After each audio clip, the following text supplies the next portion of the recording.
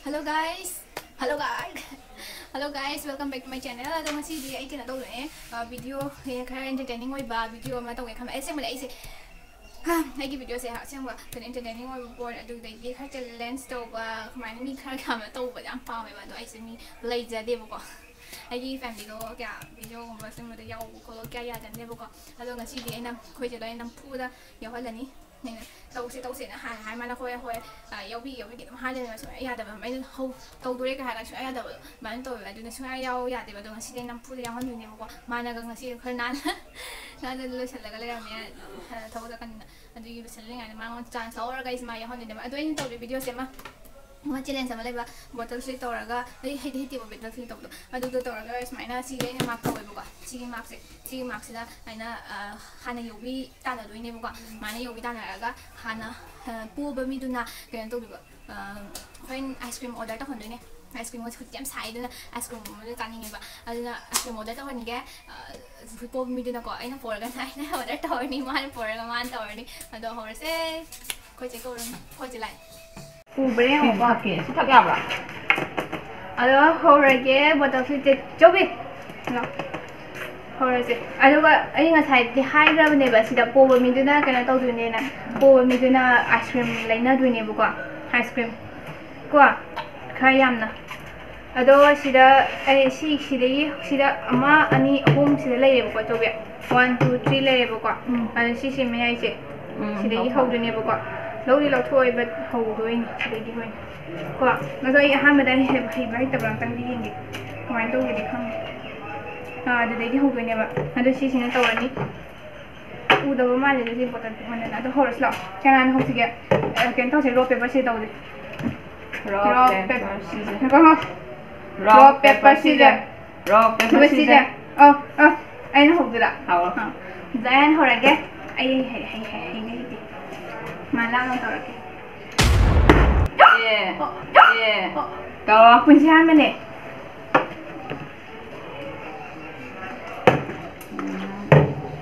Hai.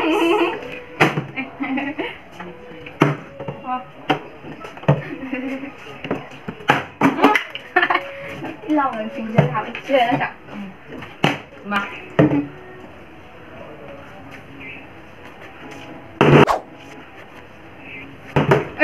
Yun ni. Oh, wow. Astaga. Salo dah tahu. Kau main tahu ke? Uma, ya ada sini. Sini ada rồi. Ai ti. Yes. Oh, mama. Ini deh. Mà, tao mới lần khẩn rồi. Tao hai lô.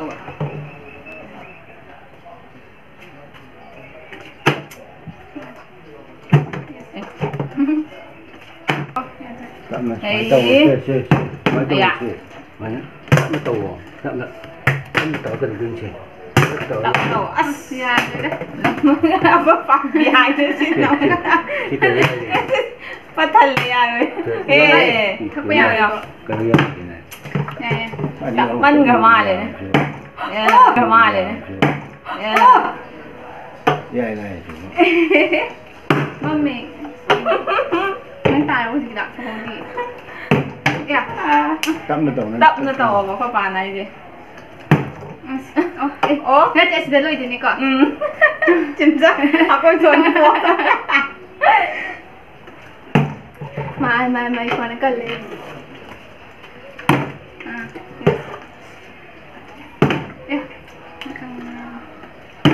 Đấy. Thấy chế năng được. Thấy năng chế. Mama. Kamu. Mak mesti gitu. Mana ni? Ngomong. Coba nanti kan dah. Oh, Ngang một lần xuống con đấy. Nó thành cái gì vậy? Mai Thấy chế phải nói cái activity sẽ được ra. nó tê chị xem bạc Tắm nó lòng hả? cái bạc tông được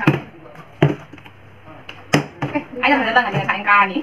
anh thấy tông à Nhỉ? Bowling rồi. Làm video karaoke nó phải rồi. Ai làm thằng này gì? Có nhà tôi làm mình sẽ có ăn. Mày áo thì hay gì? Ủa? Anh phải tông được mà đâu?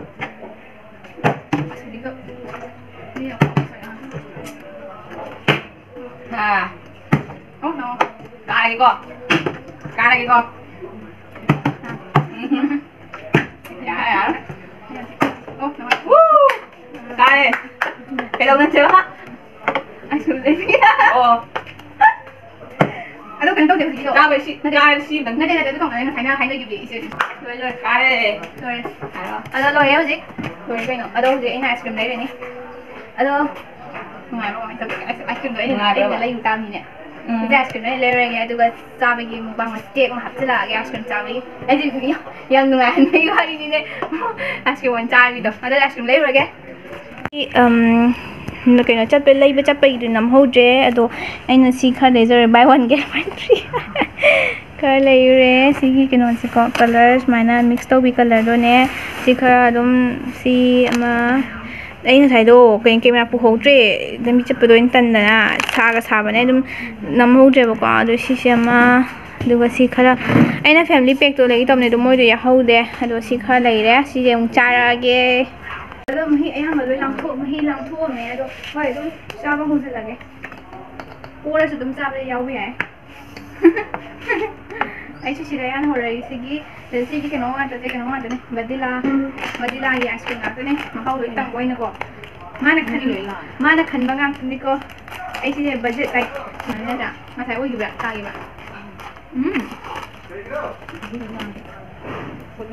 vậy mấy người lắm thôi kadang ada ngeliat test aku ngeliat test orang apa ayah sini paham nih oh no hilang kok me sini vanilla lagi nih plain vanilla itu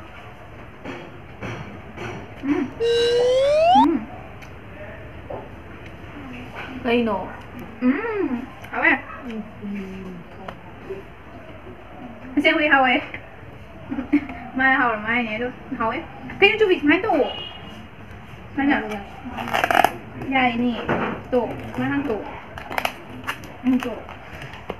wow mấy hàng tổ xài xí xíu nè khi cái nụ flavor sẽ hay hố tutti fruity ice cream có mana American nuts itu kayaknya guys na plain vanilla mukbang tau ba ka na đấy cô với trên ngoài ta thôi chứ học không hỏi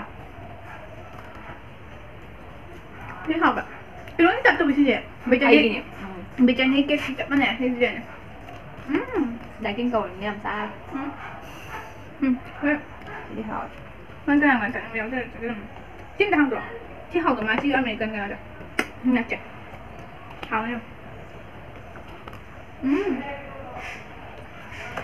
hỏi vanilla chứ hỏi chicken American nut thing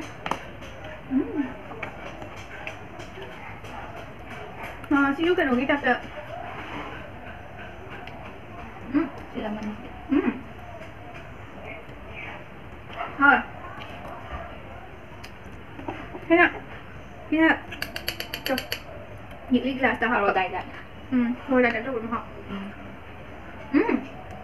cần một đại học về điểm nào mấy đăng thuốc mình mấy đăng thuốc điểm này nè học đâu mình học cái gì rap thôi là cái này mình tới đấy 그거 이렇게 해서 고르셨니 완료 siapa? Kenapa saya gimana? Sini aku duduk tang. Ayo mana ya? Excited lah banget lagi sampai. Sini keseca slice ice cream kok. Sini kena sebut cak. Picture dia. Cak mana yang paling kok? Ini han cai loh. Yang hau kok mana nih? Lu hau dia hau ke mana? Jangan belum. Sini dulu nang. Aduh ini yang testing nih macam. Sini mahilo yang kok ni yang hau ni. Sini kan ni vanilla strawberry kayak tu strawberry swill cake hay kok. Sini mahilang pun doa yang mana? Asal lang pun ni. Oh no. Tu. Mahilang pun ni. Ini kan enggak. Tuh, mai hang ge. Yang mai sudah HP kok. Kita kok. Mà xem hilang phúc thì vậy nên xem vậy không? u để Mày gì tao hiểu. Mày làm thuốc đều không vậy? Được chưa? Được. Không hết chứ. Mà sao em bây giờ này mà. Em mà chơi cái thằng đi sao rồi.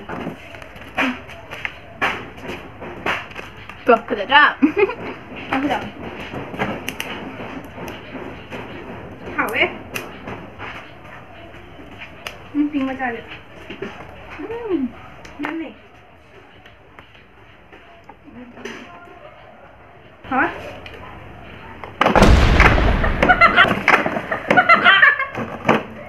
Dạ. Cái sao? Không ơi, chị đi ai rồi? Ya bên thun này nó mai mà. Thun này.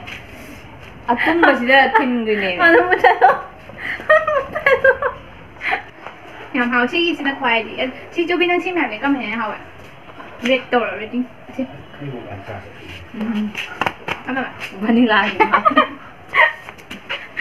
Mai di akin chao đấy. Ay hay. Butterscotch yaw da bane butterscotch. Acha. Okay, ado ay gidi sige for da man da se. Sige gidi da han se.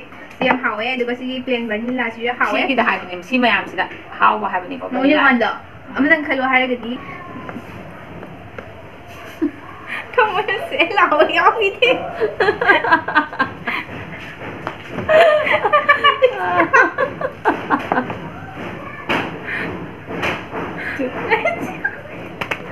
Anh chị đừng hỏi dạ rồi đấy. Mấy người đang thua rồi. Nghĩ đang không mình được. Đâu làm hỏi được sẽ là cái. Em có thích cái tàu rồi. Tàu. Mà thằng chơi là tàu vậy đấy. Cái nó tàu kìa. Xong rồi ta bên chị đi. Yum đúng này. West tàu đi đó. Khởi đi West tàu chị đi. Ở đúng không có friend. Yes. Không tôi đây. Nó phải không đấy. Không biết kìa. Anh định cái dan từng cái sao vậy anh? Mua băng như tại chúng tôi không phải anh đi có xem mấy cái. Quá, nên thế này. Hay đi. Lấy hết là có ấy gì mua băng tổ đình tung lên để ice cream vậy rồi. Cái nào nó hết những bữa đó máy tỏi là tổ thôi. Sai là đúng lấy chân rồi. Đây đúng lấy thuốc đấy. Đây cái tổng thuốc đấy. Đây mà thằng ấy chơi lại tàu vậy khai ngoài và phần nhiều mình phi đối tỏi kịp. Nó trả mà thằng người tỏi đúng men mình tỏi cái hàng sĩ. Nó cổ xin từng cái cổ. Mà hàng cổ này. Cái tàu cái có ấy tàu đến ngoài từ rồi nè. Đúng đúng đấy. Ở đây xem tăng nhiên kìa, xin đạp thôi nhá. Được không?